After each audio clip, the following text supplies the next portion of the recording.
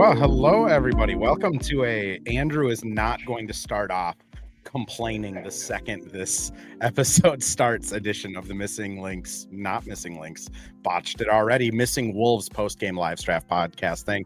And we have Tom Schreier on the podcast, my boss, whose name I pronounce wrong. I would say the over-under, speaking of Kaleshi, anyone who was listening to K-Fan earlier today, I would say I pronounce it wrong, an over-under of 3 times a day. Tom, how's it going, man? I was listening to that show with the Bulls guy, obviously talking Io and the deadline, and at the end I'm like, wait, who's the guest you have on? And then I realized they just like said my name. I went to school with like a Shearer and a Schneider and a Schreiner, and because I have so many vowels in my name, I've heard it every which way. I've corrected people before, but yeah, Schreier. It's a Austrian. It means screamer in German, Austrian. That's interesting. I went to high school with a Shearer. So I always, and it's spelt the exact same way yours is, Shearer. Yeah, so I think that's what it is. And then I instantly doubt myself. But for anyone who wants to know who the guy was that decided to hire Andrew Dukowitz, who now asks Jaden McDaniels if he takes the garbage out, this is who hired me to fill that important role on this beat. That's right. This is also the title of this podcast. Very apropos for the game we watched when called Missing Wolves. Well, and that's, you dipped out a little bit before the game ended to get home and set up for recording, but Chris Finch in his post-game comments, when we asked like what happened, he gave an answer talking about the offense isn't clicking and said like we don't have a great spirit about us right now. We asked him a follow-up of like, what does that mean? And he's just like, well, our offense doesn't have a lot of structure to it. We're not doing pass actions. We're not really getting into our stuff. And we asked another question on that, and he's like, what's hard is you don't have a lot of practices to go in and do these drills that kind of re-hammer that stuff home. I mean, Tom, I guess I'll just throw it over to you. Like, what do you feel like is going on with this offense now? Because it's been pretty rough. Yeah, so obviously we're watching this together and kind of breaking it down in real time, right? And we're saying like there is effort on defense, right? And that was the issue that Gobert addressed in the previous game. We've seen defensive lapses when they get an early lead, and it's frustrating given they show us like we can beat these teams handily, right? And we were talking about obviously before they traded Dillingham, like you beat these teams handily, you don't feel like a 2:00 game before the Super Bowl matters. It does because of the standings and stuff like that. And so you would have time to work on Dillingham, obviously like Berenger, like some of these young guys who they want to work in, and instead. I guess in this case, they showed us like, hey, we can make an effort on defense. And I don't know if they were flustered by the defensive effort for the Clippers. We were like, why are the Clippers, like, why didn't they dismantle their team? They feel like a rusted car, or something like that. Or they just take it apart and sell it, sell the wheels or whatever. But like, they showed that. I mean, I think it's a little bit, these guys all think I can shoot out of trouble, right? I mean, that was kind of my first thought of like, listen, they like kind of bring the ball up, have one pass. We see Anthony Edwards, this was a dunk, right? But the dunk over Lopez where he drives, and it looks like something out of a video game, right? Just like peak athleticism. What that does to the crowd and how much like in that moment you have faith, even like with how poorly that game went, that it gets electric in there. They're going to turn it around. And I feel like it's almost deja vu. Like we've said this before at the beginning of the season, like they can't just shoot themselves out of trouble. I think there's some blame to go around in terms of like, these guys need to move the ball. It'd be nice if Finch could like intervene. I understand like maybe they're just running rogue or something like that, but like intervene and be like, hey, we're going to run an action. We're going to stabilize. I think some of it's roster construction. You don't really have a true point guard. They're going to patch this together throughout the rest of the year with Highland as the backup. And then kind of each of these guys, whether it's DiVincenzo and Julius Randle kind of having a point guard role, but there isn't that stabilizer. That was my comment. So I think those are the 3 chief things. Like it is roster construction, not having the Mike Conley, the calming influence, the point guard. I think it's Finch. Like he's got to find a way to unlock that offense, right? Intervene, step in, so that you don't have a second quarter like that completely unwinds. And then from the player perspective, like it's great that Nasri, we know he hits a 3 and people get excited. Anthony Edwards, the intent is there. Sometimes it's like I wish the instinct was more, let me move the ball, let's open something up, let's make an easy 3 for DiVincenzo instead of it's Ant and Nas or whoever it is just trying to hoist up a shot just to get the crowd back into it, try to shoot their way back into the game. Ghost asked over on YouTube, why does this man have the entire illustrated history of China on his curtains? I'm being held captive actually in a Chinese facility. It's better than watching the whole scene. But I kind of like I agree with you, and I feel like almost sometimes this team has too much talent. Like you mentioned Nas, you mentioned Ant, you mentioned Jaden, you mentioned Julius. Like there's so much offensive talent there that I think at times, not so much Jaden, but like whether it's Ant, whether it's Julius, whether it's like Dante, whether it's Bones, like they feel like they can shoot themselves out of any situation. Or like Ant post game, I think people who have followed Ant's career enough, it's kind of always like, you know, post game he comes out there and he's like, yeah, I just missed shots. And then 2 days later when we talk to him, he's like, yeah, I need to do this or this better and this better. And I think a lot of times like their in real time reaction is, if I just hit that shot, we're only down 10.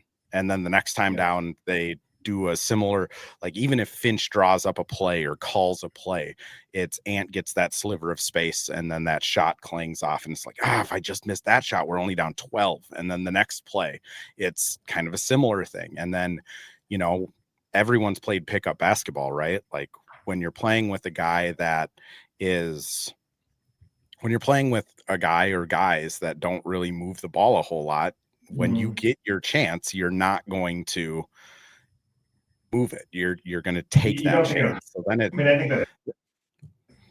Yeah, and I think that's what spirals out of control so fast with this team because I mean Jaden and Dante I think had 7 combined shots today. Like that is indicative of like this team is not executing very well, which yeah, it's definitely a problem. I guess we can get into kind of the A topic of this game. Farah asks, it might be time for Finch to go. Like, what do you kind of feel about the head coaching situation? Cole also says the fans will ... I'm assuming riot, but we don't need that. It's Super Bowl tonight. Have fun, everybody. Yeah, well, I was going to say I'm at an undisclosed location. But hopefully it's not against the media who covers it. But I think here's the thing. It is great that they have set expectations, that it's people aren't satisfied with Western Conference Finals, and that seems insane given like where the Bulls were pre-Finch, right? And that is fair. Like the goal is to build a championship team, and I think especially in basketball, it's become different because there just are more competitive teams than there used to be. But you can build a contender. What Presti did, right, with Oklahoma City, and I just didn't get it forever, right? I was like, what are they doing? Same thing really with Boston. If you look at kind of pre-Tatum, right, you're like, what is the plan here? And it just kind of built the right assets and built these, contending teams, right? And so I understand why people will riot. I think, honestly, in an honest moment, Finch would say, like, I understand it, like the pressure's on, there's expectations. This is no longer just happy to watch a winning team. And honestly, for spurts of this season, think about this. I just pulled this up because I had to remind myself. The Wolves, prior to losing 3 of 4, had beaten Golden State. That's the previous dynasty. Dallas, the team that eliminated them, right?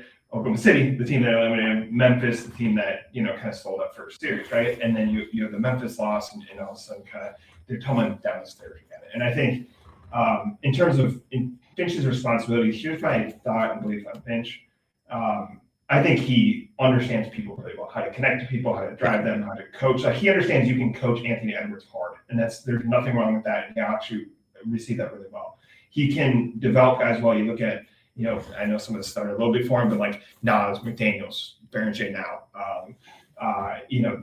the Wolves never did that. You have to do that in Minnesota. You're not going to recruit. By the way, I would say you recruit to like 3 spots. It's like New York, Miami, and LA, right? Yep. Anyone else, even like Chicago has trouble with that. So, he's really developed. But where I think he needs to improve, and it goes back to that Memphis series, honestly, is like, when do I step in? I think he wants to be like, the system works as long as these guys move the ball, they understand how to play basketball. I'm going to play to their best instincts. These are the best players in the world. There is chemistry now because you had the continuity, right? The loss in continuity was really kind of lost Mike Conley from last year. You know what I mean? He's physically going to be back, but he was physically with the team, but he dropped off. Otherwise, you have that continuity and he trusts in that. this has always been the chief criticism of Chris Finch. And it's hard because you are moving out of kind of the developmental phase into the just win now phase. I know that's like a really crass way to put it, but it is like you are no longer, man, it's cool that, and by the way, people are pissed they lost to Memphis, but man, it's cool they were in the playoffs and playing Memphis and stuff. It's no longer like, hey, you got, you won that Clippers game, right? And you had the emotional Pat Bev moment. This is kind of the roster. They'll adjust, they'll change. Obviously, we know Conley's really, the GM is really aggressive, and we know that basketball teams in general just like overhaul themselves all the time. But tactically, Finch actually was renowned. Now it's weird because like Gerson was the one who hired him, but was renowned as kind of a tactician, right? That he came up as this like unorthodox small school player who mostly played overseas, coached overseas. That he and kind of Nick Nurse and some of these other guys, right, really learned how to kind of manipulate basketball. He needs to exert that like as much as possible. Like that's where. And I'm not solely blaming this game on Finch, but that is where in that second quarter, at times, man, I know they had the weird break, right? We're sitting there like watching the replay. But like up until that replay, I was like, yeah, they kind of have the momentum. He needs to figure out kind of that mechanism. And I think it's actually, he's the number one most responsible for that. I think the next step actually for Anthony Edwards is Anthony Edwards knows how to insert octane into the tank, right? That dunk is such a like, it doesn't seem real. You know what I mean? Like, he can do it, and you've seen, but the next is actually kind of working in concert with Finch is like Edwards, who again did not come up as a point guard. I was reminding people he's actually more kind of like Berenger or whatever, where he's this converted football player, right? Who like kind of learned basketball in the NBA, right? And obviously was really well coached in Georgia, but that was for like a year, right? So, I think, So in my mind, like that is the next kind of step for him. And that's just a really hard, like that's not, I think of like kind of Ricky Rubio was early on. I remember him like kind of holding him, like showing like he should have done this or that, like in his year. And that was Mike Conley, I think is the biggest influence he's going to have on him is just kind of this, like, here's how you take control of the game. This is when you need to slow it down, speed it up. This is how you kind of activate this player. You're teaching a guy who's not really a traditional point guard how to essentially be a point guard and some of the skills. But as of right now, and honestly, this is going to be for a while, this is Finch's responsibility is really kind of take over and use those levers. And I am in the fire Finch camp. I'm not. I also will tell people like that is going to be more of, this is not a fun way to think about this, but this is like the GM is allowed to fire a coach, basically. This is any GM. It's not Tim Conley. This isn't the Wolves organization. This is just except for the Vikings. They fire the GM first. I know, and then the coaches basically become a GM. But typically that is how that works, and it really is that GM hits that button almost out of desperation because all of a sudden they realize this is not me. Like did I construct the roster well? All of a sudden there's more focus on like what did you use that draft capital for? Was the Gobert trade enough? Like obviously he raised the floor, but did you hit a ceiling? Kind of with him and that roster construction. So I think it's gonna be less of like this punishing thing, right? That like they just get frustrated with him in a certain instance and move him. I think it's more like obviously they lose in the first round. That's gonna be Finch is gone. What happens in the second round? Same thing. But like I don't think I'm there yet as we sit, on Super Bowl Sunday. I think it's what people see is like Finch needs to take control because you have, especially if you're kind of removing Conley from the picture, this young team. And I think that is something that he has to assert because that is just not fair to ask of Anthony Edwards right now. It's something I think he'll figure out. Anthony Edwards is like a cyborg. Like he kind of just adds to something to that is kind of court mapping. And I think some of these like control mechanisms, I think Mike Conley had that inherently, but that he's also a traditional point guard. I think that's something that guys go their whole career without figuring out. So that's where I place the blame on Finch. And that's kind of where I continue to is just these like, when do you intervene, knowing when to step in, timeout, I have the solution. We're getting this back on rails. We're not going to lose to the Clippers, in this game that really the Wolves are a much more talented team and should beat them. Yeah, a couple things like on the Anthony Edwards kind of like it is such a hard skill to develop knowing that. Like I remember before Mike got traded, he was talking about like his third quarter shift and how he knows like in that third quarter shift he needs to get subbed into the game, and it is get Jaden involved, get Nas involved. If there's a shot for me, that's great, but like my job as the point guard is Jaden hasn't shot in a quarter and a half, like we need to get that guy 4 shots first 4 possessions of the half. And like I don't think Ant has that yet. I think like Ant a lot of times on offense is just like you know, a play gets called, and as soon as he gets a second, like an inch of space, it is, I'm going to shoot. So like teams almost like bait him now into playing isolation. Sure. Like they'll bring a late double to try and force him to not move it, because like when the Wolves are moving the ball, it kind of takes them off their game. I'd also say, like, on Finch, I completely agree. I think he is an excellent manager of like people, which like you look at coaches that have had super long tenures, like Greg Popovich is I'm going to be honest. Like I watched almost every I watched probably 90% of the Spurs games from like 2003 to like 2012. Like Greg Popovich was never like the mastermind of this offense. It was always like a Kenny Atkinson or the gentleman that got fired in Milwaukee that I'm blanking on his name. But like Pop was always the guy. Budenholzer, like Pop was always the guy that just knew how to pull the levers. Like he could be unbelievably hard on Tony Parker. He couldn't be as hard on Manu Ginobili. He could be unbelievably tough on Tim Duncan.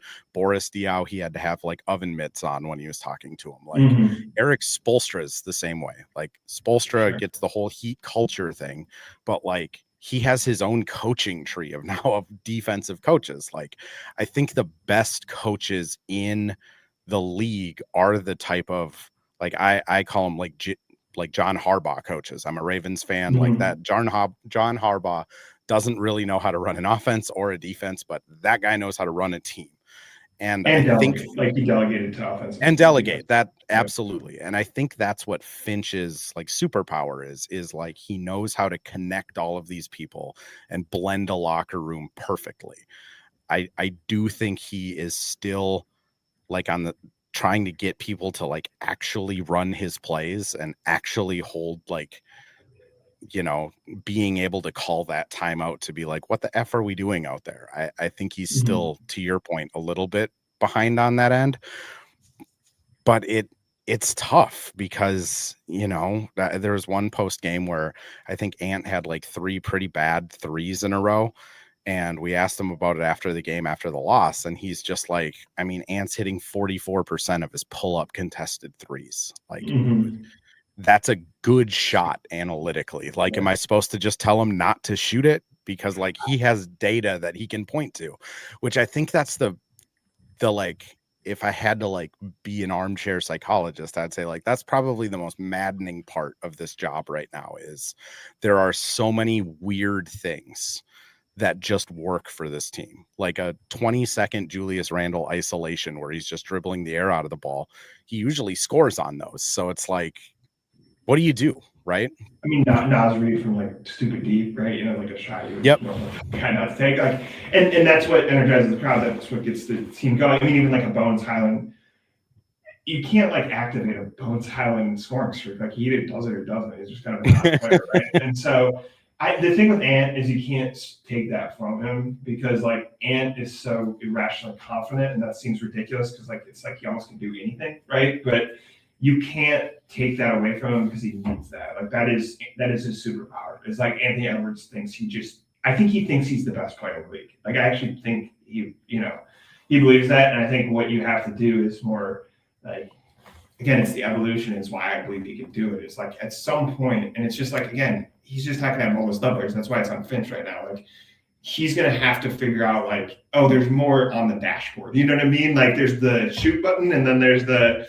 hey, I'm going to get McDaniels going button or whatever it is. And that's not like I said, it's just, I think it's so funny to be like, he is such, you know, he's like those shades of Jordan sometimes, right? And then like, you're like, right, he'll have that, and then like we'll look back 4 years from now and be like, dude, he's so much better. You know what I mean? Yep. Like even in a prime of his career situation. And so yeah, I mean that's the, like I said, and that's, I think there is a way for coaches to elevate. And I don't, because I don't coach and stuff, I don't fully know that. I was actually thinking because Van Gundy is on the Clippers bench, right? And I remember him saying like kind of in an interview, I think it was with Russillo or something, he was like, dude, no one should complain about when coaches call timeouts. They don't know what, you know, all these things swim be. And I was like, right, but like, it's not, the answer isn't to be like, well, I don't know what's going on, so I can't comment on it. We all can see it. The thing with sports is that you get the answers all the time, right? The Wolves messed something up in this game because he lost to a Clippers team that was inferior. And we were saying this, it felt like a Wolves team that like overhauled in the trade deadline. They did. They added a really crucial player. I think they made a really good trade. I think that, Iowa will bring some energy and stuff, and then just even scoring from the bench, he'll fill some gaps. We were saying, like, with, shooting that, like, Conley's decline in the corner, like, he can hit those shots. But they didn't overhaul the roster, and it's just weird. Like, at times it felt like they just hadn't played together. You know what I mean? Like, They were kind of all just trying to, like, I can shoot myself out of trouble. I'll drive to the basket. Like, there were also frustrating moments where I think it was Bones and weirdly Io, who most players have trouble playing with Gobert. He was hitting Gobert, like, in stride with these, like, great passes. And Gobert would, like, fumble. And I'd be like, man, you have to score on that play because you want to reward people for passing to you. You know what I mean? That sounds weird, but it's like, I believe that. At one point I went, oh my gosh, he passed to Gobert. He doesn't know yet. Yes. Yeah. And I think, I even think of, like, D'Angelo Russell just at some point was like, I can't do this. You know what I mean? Like, so I think it is, these losing streaks matter because you get stuck in kind of this, like, in this little morass, right? Because you can't get above these, like, what is it, 3 to 7 or something like that. Yeah. You get stuck in this cluster, and you all of a sudden you zip down where you're like, this team could be in the play-in, right? And then they zip back up, and you're like, oh, they're number 3, they're fine. And it really, I understand that this is because they're focused so much on the playoffs and the results. Like, I think if you ask those guys in a really honest moment, they said, our only goal is to get over the Western Conference hump and go win a championship. Like, that is, and listen, you hear, like, Zach Lowe say this is a dark horse contender. Of course, they think like that. The problem is you can't look that far into the future because you are putting yourself at a disadvantage. It is crazy, their path last year, right? Yeah. That is different than when you lose, like, it's so weird to think, like, a couple of years ago, they beat Denver, and I'm like, well, it does feel like beating Dallas is kind of a formality, and, like, how would they match up in the finals? And of course, like, that may have seeped into the locker room. And I think ultimately it was really that Lucas shot that completely changed the series, right? But, like, that pathway is very different than last year, where it was like, well, listen, everyone thought LA was going to beat them, right? And it's like, you don't want to be doing this as the 6th seed. You want to get into that top 3 seed, have that home court advantage. People don't realize outside of Minnesota, like, it is, the fans here do, like, kind of propel that team. Like, it is a loud arena. It's an underserved basketball market, or at least was for a long time. And yet at the same time, and this is entirely fair, they will come down on you. This is not just Minnesota nice. This isn't, hey, we're happy, like, this team generally wins. It is, they will, as they should. People will get on you and be like, what the hell is this product that I paid for on Super Bowl Sunday, right? And so I think, they need to get up, they need to have corrections. I will point this out. I think Phil Ford wrote this on our site. Like, they had a similar record at the same time last year, I think. They're, in fact, 2 games better than this time last year. I'll just add, I'm going to throw us over to a break here really quick, but what I'll just add first to kind of close that is just, like, it is one of those things where it's just, like, I agree. Like, watching them today, it looked like new players trying to figure it out. I just went back through all of January and the beginning of February. The only practice they had through that entire time, like actual practice, not shoot around before a game, not off day, guys came in for their workout. The only practice they had was Friday, January 23rd. From the new year to now, they have had a practice. So, like, I think this team needs that all-star break bad. I think Finch needs this all-star break bad to kind of, like, get some things back in place. But, like, it's hard, man. Like, when it's just day after day after day after day, it's tough. When we come back from break, though, there's a couple comments just asking about, like, Johan. I think Quayle, Ben King asked, like, does anyone ever ask about why Johan doesn't play? I'd love to get into that a little bit. There's a couple other people that commented about just, like, the lack of actually using the depth on this team. And then Truckin asks about, Finch, if he's losing the locker room. I think we'll get to all that after the break, though. But, ads. We got to run ads. If I don't run ads, I get in trouble. Well, hello. Thank you, Livestream Andrew. This is Ad Read Andrew. And today we have Firehawk Construction and Remodeling, the presenting sponsor for the Missing Links podcast. Firehawk Construction and Remodeling strives to inspire people to follow their ideas, working with respect and understanding to create a quality, tailored result. Firehawk Construction and Remodeling, located in Blaine and serving in the North Metro area, is here to help you with your building and remodeling needs. I can say personally, thanks to Firehawk Construction and Remodeling, I have a beautiful deck in my backyard and countless projects that I started, they finished. Get started on your new deck or remodel today by calling Isaac at 763-710-5686.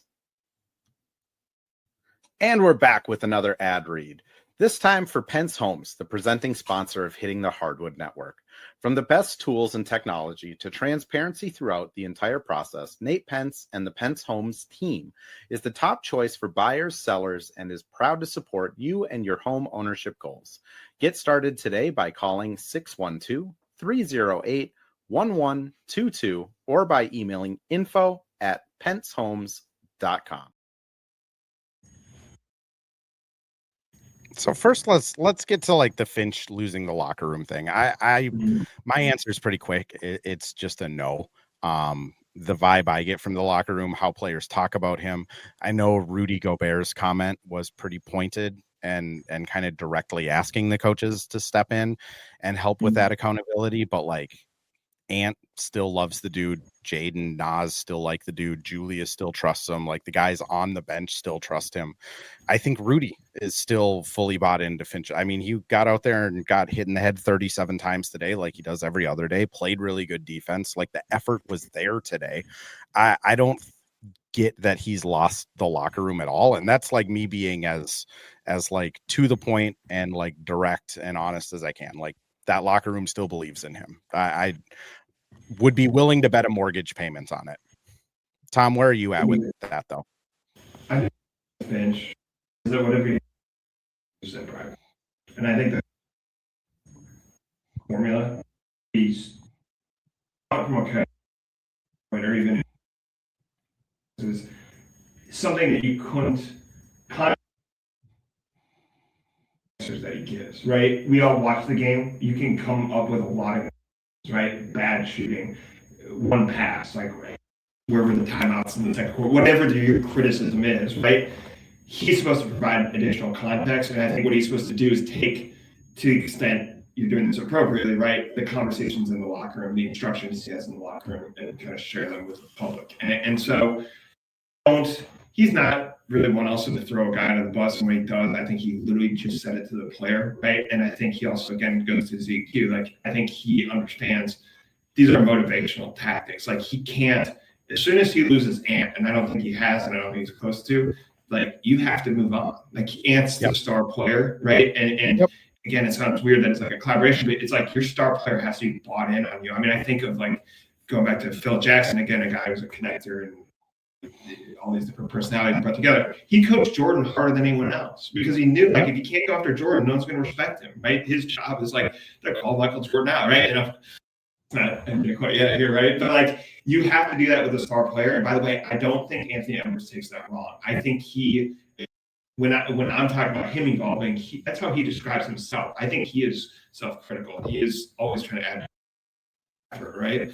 And so I don't think he's losing the locker room. I think that actually, but it is having the instinct that Anthony Nasri, like that instinct, I do it now, to do something. I think again, Finch is involved since that Memphis series early on. Like, I think there's probably learned through these last two playoff runs and stuff like that. And by the way, he's now team like through two playoff runs, didn't get where they wanted to go, but got pretty far. And so I don't locker room. I think criticism is really just knowing when to step in and have that answer right away, managing the game in crucial high leverage spots.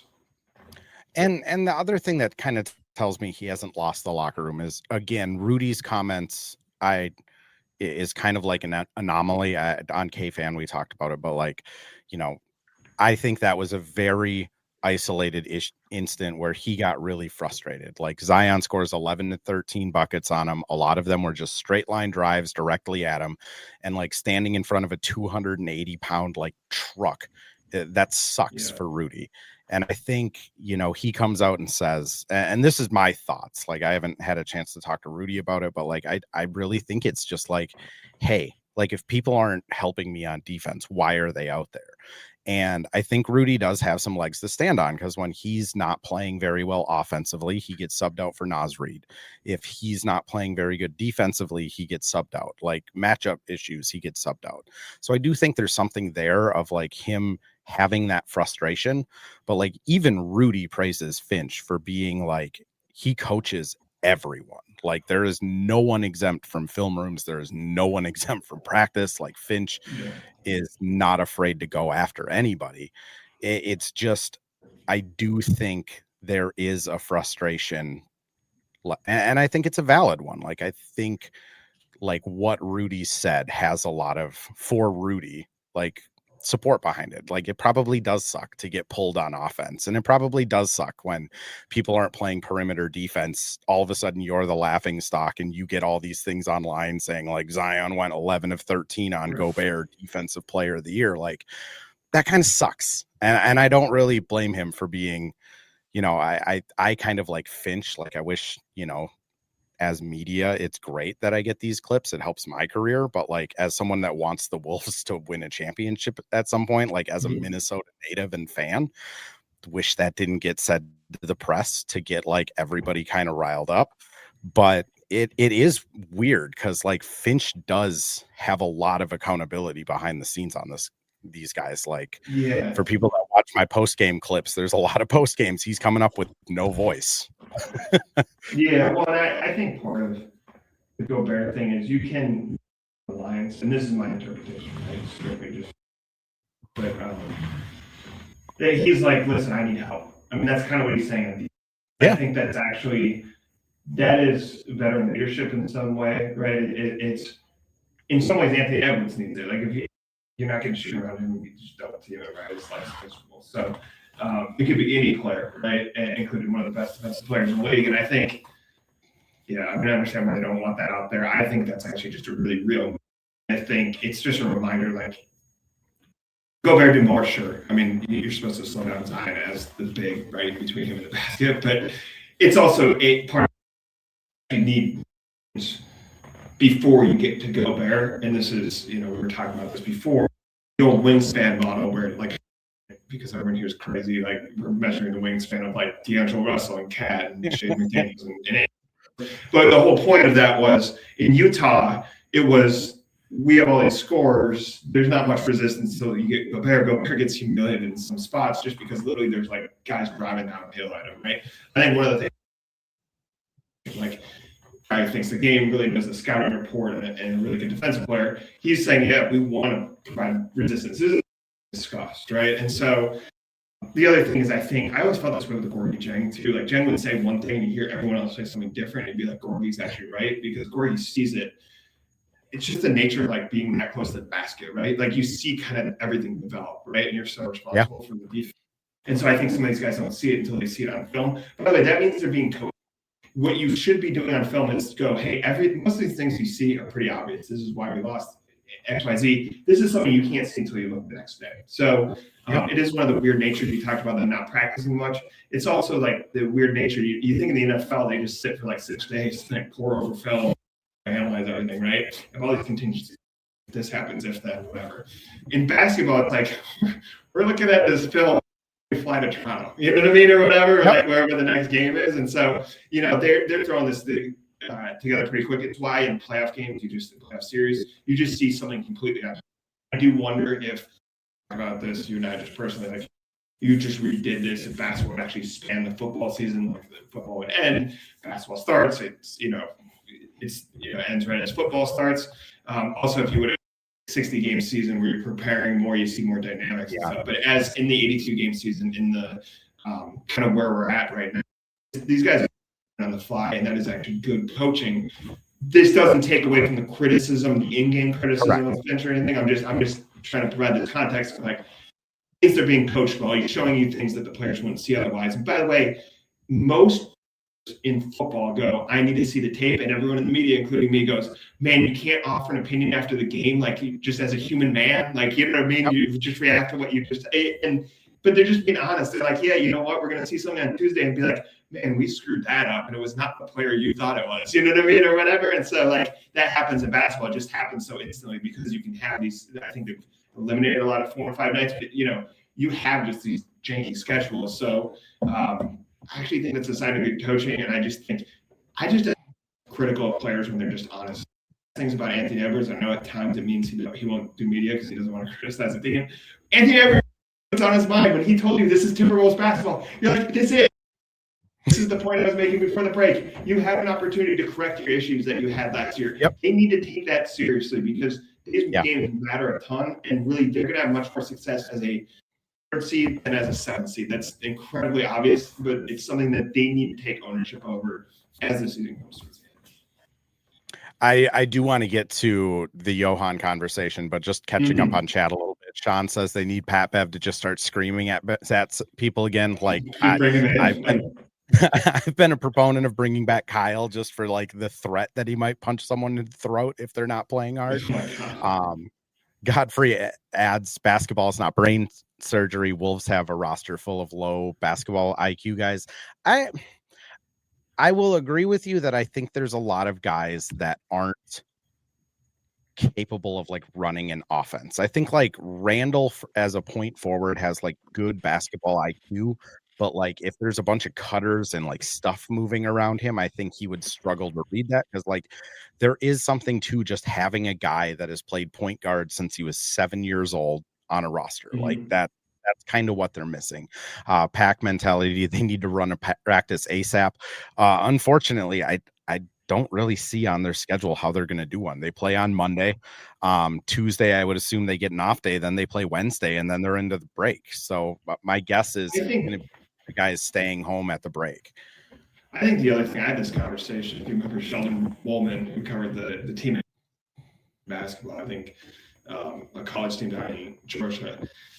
I think people hear conversation with him.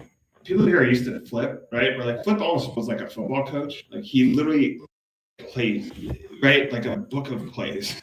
And I was talking to Sheldon about this, and I'm just using this example because he's someone who coaches and has knowledge I don't have. Like he's like, dude, that doesn't work. Like the offenses that work now are read and react. So to a IQ point, like again, I think they're smart players. There's a huge step down from Mike Conley. Like Joe Ingles can only do. He's inbounding the ball because of his basketball IQ. It's limited as a 38-year-old player, right? And I think it is the issue is you don't have when you lose Mike, he does that for you, right? And now it is a lot of guys who have good basketball instincts, and I think again, just like in the court and some of these like control mechanisms within a game, they don't.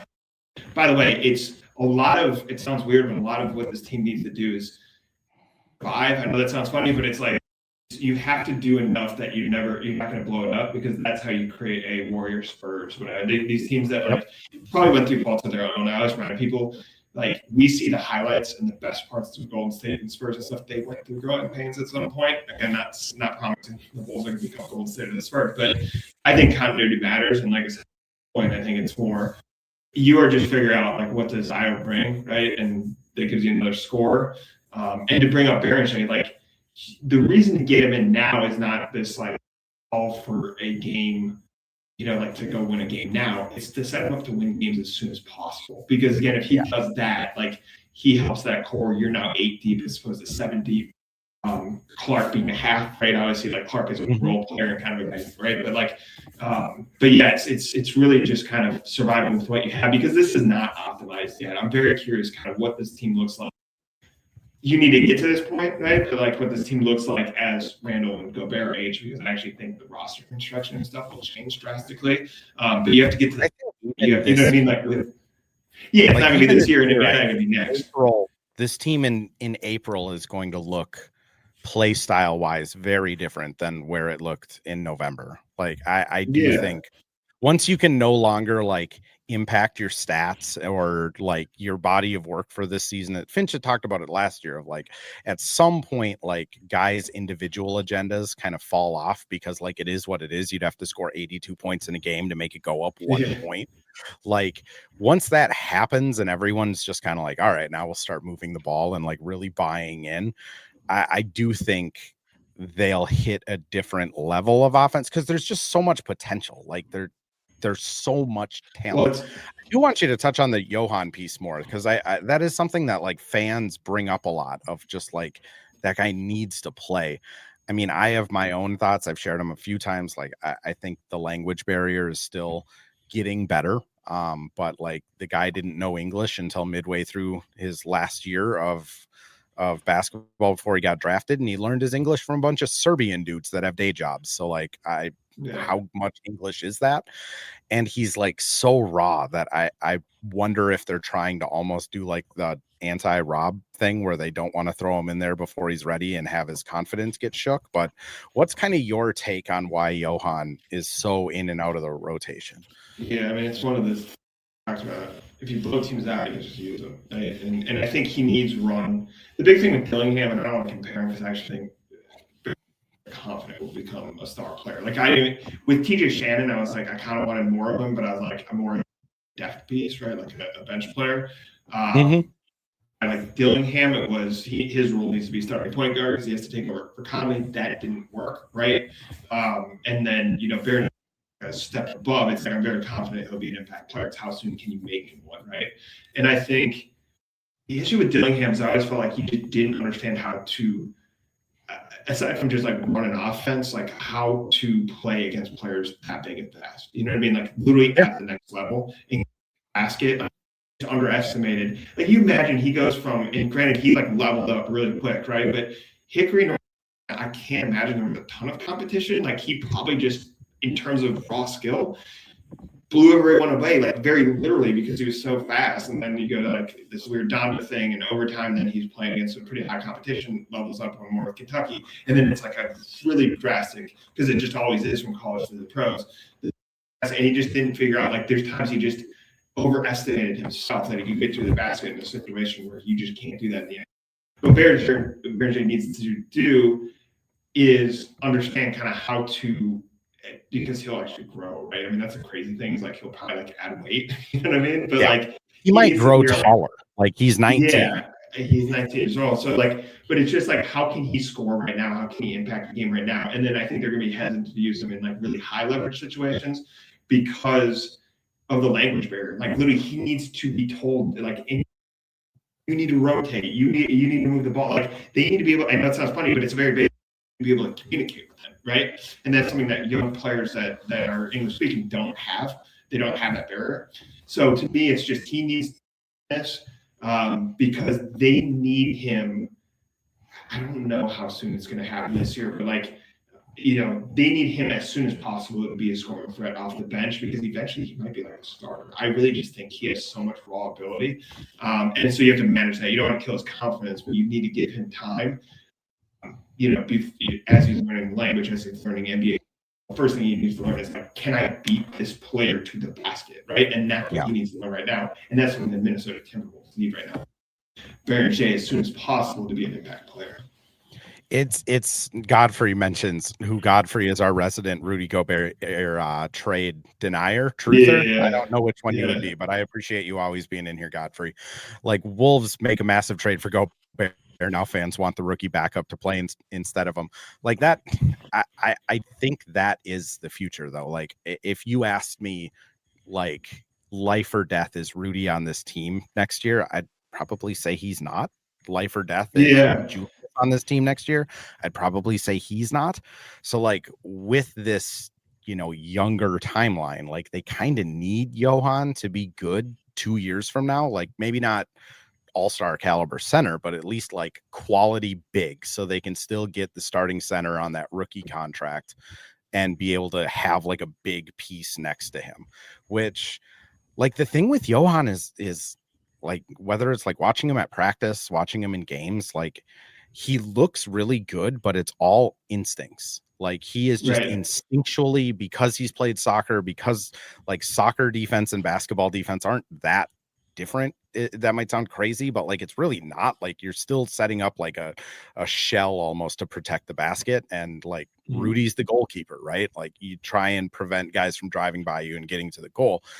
Like Johan's really good at being that like goalkeeper or being that help to slide in front, but it's not by design. Like he's just I don't think he fully understands why he needs to be there. He just like instinctually drifts to that spot. And then he also jumps at everything, which if you got a guy coming in for 10 minutes off the bench and he gets 2 fouls, like that kind of messes up, gets you in the bonus. Like it's just tough. The other thing I'll say is like, again, watching him in practice, and I've put clips out of it, like the stuff he's working on with like Coach Kevin Hansen are like, they're like basic stuff, like footwork on an up and under, like boxing out, like footwork. Like I think this guy really is like, he's gonna have a chance to be good. Like there's a reason that like around the team they were joking that he's gonna be the French Giannis. Like I think there is that type of upside, but he is still, even at February 8th, like so raw. And you know, thankfully the Wolves have Rudy speaks French, Max Leffra, the assistant coach, speaks French. Like there's guys that can communicate with him and help him through it. But like it is going to be, I wish he'd got more run too. Like I kind of how you led off, Tom, like what we were talking about was like, if the Wolves just won these games by 20, Johan would be playing 8 minutes a night in the fourth quarter, or maybe he'd get second quarter minutes because they're up by 20.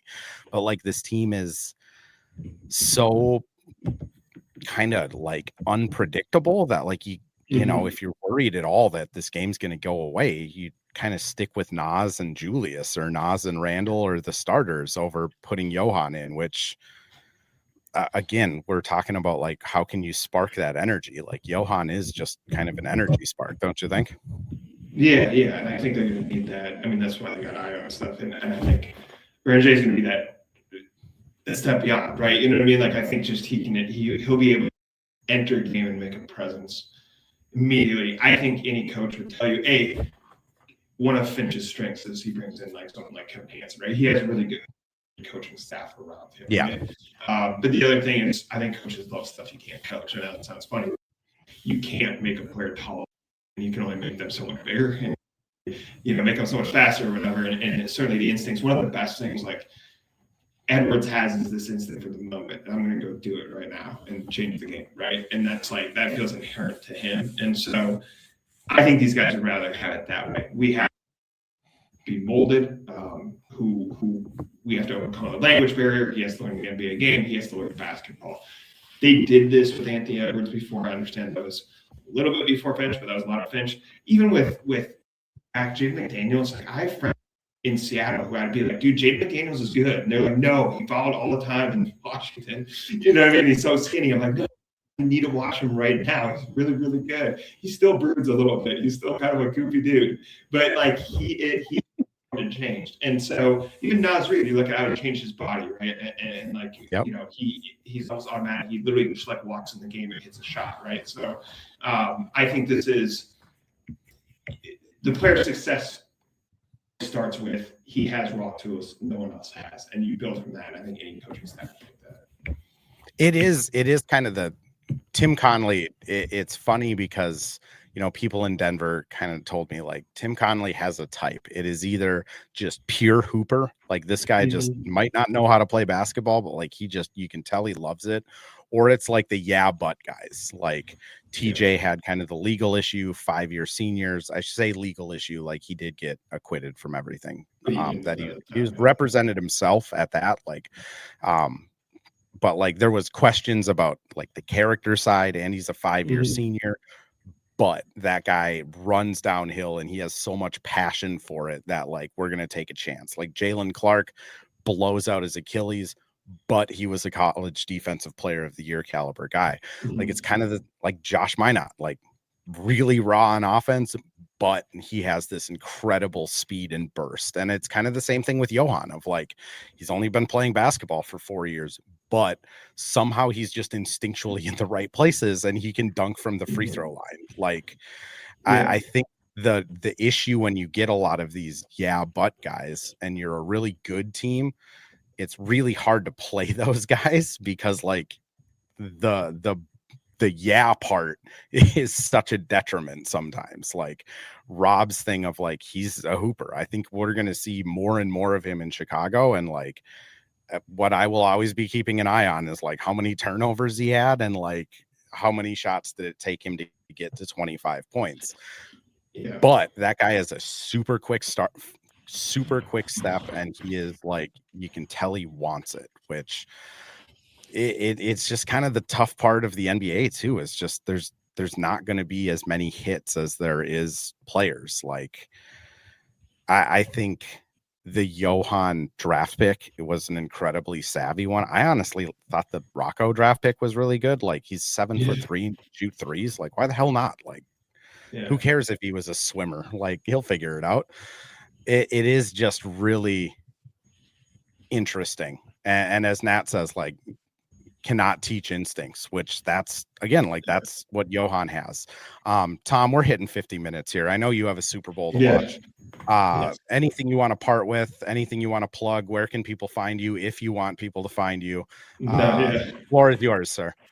Yeah, first of all, ZoneCoverage.com, daily content on the Vikings, Wolves, and Wild. Obviously, daily content on the Wolves. We're gonna have more too, just because there's so much more focus. I don't tell you about this, like the spikes right after the Super Bowl and football ends, and everyone's on these really meaningful basketball games. A team with a lot of promise, as much as there's very legitimate frustration with them right now. So we're gonna break all this down. Io's debut and kind of what's going wrong with the team during the losing streak. How did they fix the offense? All this stuff. You look at like someone like Jonah Mays, who watches so much basketball. You know, he can figure out kind of what's going wrong with the offense.